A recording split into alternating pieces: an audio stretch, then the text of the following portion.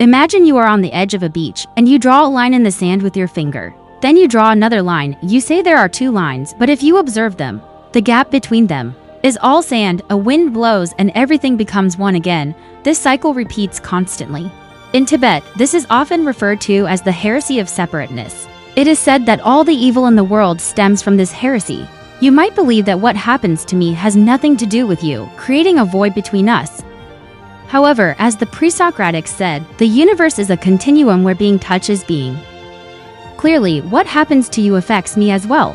What happens to a single human being impacts humanity as a whole. We've lost this understanding and the notion that it is natural for our consciousness to move from the particular to the whole. It is natural for our sense of family to extend to all of humanity. We often focus on the particular becoming smaller and more restricted to our immediate family, our problems and our possessions, as if the universe and unity don't matter. However, unity is the path humanity and the universe are destined to follow. We came from unity and will return to it.